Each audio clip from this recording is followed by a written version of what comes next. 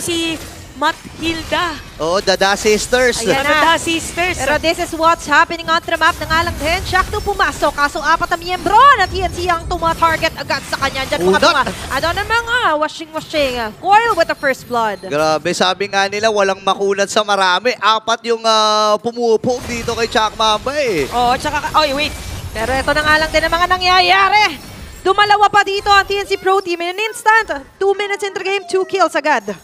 Pero ang maganda kasi dito, yung aggression ng TNC tuloy-tuloy pa rin. Oo. Tsaka ngayon, nung mabante si Luis, ito na nga lang din ang kanilang magiging follow-up. Kaso yung follow-up na magagaling dito sa Smart Omega, hindi magiging sapat. Lane against sa Chak, no, ang tagal. Bago na nakuha, pero wait lang. Nandito na nga lang din ang Holly of Play na magagaling sa Smart Omega. Kaso nga si Team Martizzi ang mabibigyan. Habang sumasayaw-sayaw si Andorio, makakakuha pa ng pagkong. Maiiwan si Lancy, but there's going to be a guiding wind para alis, pero sumunod si Laukir. But instead, it's going to be a turtle plus a kill for Smart Omega. Pero yung nangyari naman sa TNC na countered, ay! Ala, si Jom. Nabuhay pa si Jom dito habang si Luis at si Benny ay nandito rin. Uy, makaburst pa. At makapag-open na magandang bukas. Pero ngayon, ang ganda ng opening. 3 Martizzi na naman na pinupuruan. Nandiyan ang mga bala. Pinaulan na, pinakain. 3 Martizzi is down. Sumasayaw-sayaw si Benny Cutie. At dyan na force with a chrono. And Synchrovision hit. Pero makakapag-flicker out si Luis. Susundan pa rin nila. Nandun ang mga bura.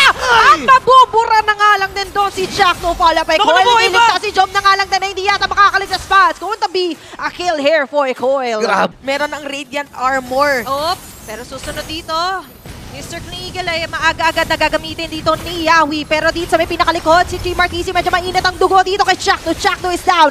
Luis trying to run away pero hindi na yata makakatakbo pa dahil nandiyan ang pagsayaw-sayaw. Synchrovision Chrono Dash is here for Benny Cutie. Jom trying to run away. Habol Yawi and 3 Martizzi. Joe will fall down. Hindi na siya lagi pinupununan dito. Magre-react na rin ang bagong barangay. At ito na nga lang din nasugod ang TNC Pro Team. Lilipat si Yawi. At tataba dito ay dalawa.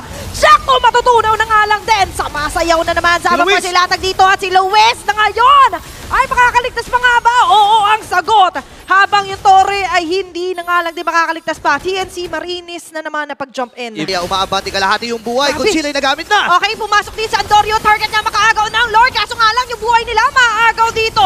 Look at those dashes. Papasok na lang sila Lancy. Yan na naman pagbuga. Gumamaya na ng Primal Rat. Tulad na sinabi natin, ang ganda ng pang-box out dito ng Da Sisters. At speaking of which, si Hilda ngayon ang kanilang iangat. Kaso nga lang sa pinakalikod makakapag-free. Ito na makabuga-buga. At makakatakas pa rin si Martizzi. Pero hindi makakatakas. It's going to be Chakno na mamapatay dito. Benny Cutie for the killing spree. Luis is down. 2 members down for the side of Smart Omega. Lancy, isa rin sa mga nagiging heroes dito na sobrang hirap pick up. Benny Cutie yung bagyo! Grabe! Signal number 4 na agad! It's going to be a mega kill plus a turret destroyed here. Sila dito, Lord nila sa may bandang ibaba pero gitna atampon din nila. Okay, 5 sa 5. Lilipat dito si Yawi. Hindi pa rin naman niya i-coconnecta. Pero coconnecta dito ay mga damage sila doon sa pinakabase na Torre na Smart Omega. Lipat naman ang side sila doon sa may bandang taas. Sinakalas sa leeg si 3 Martizzi. Pero sasayaw, andito ang bagyo. Pinapaulan na sila ng mga dashes. It's going to be unstoppable kill. Patay na dito si Luis. Matitira dito ang 4 para dumepensa. At nag-aantay pa rin ng TNC Pro Team ng kanilang next wave. Grabe yung TNC dito. May clearing operation sa barangay. Andito na yung mga minions sa may bandang gitna. Ito na nga lang din ang Oplan linis. Pero 4 ang kailangan linisin dito. Nandiyan ang mga washing-washing. Naglatag na naman na Zama for si Benny Cutie. At andito ang Cruz ng Calvario. Medyo kinakalvario. Binapangungot ang bagong barangay Omega. Pero at the same time, lumalaba, pumapalag, pero hindi yata magiging sapat ang kanilang pagpalagasin na dito na TNC Pro Team taking game number 1.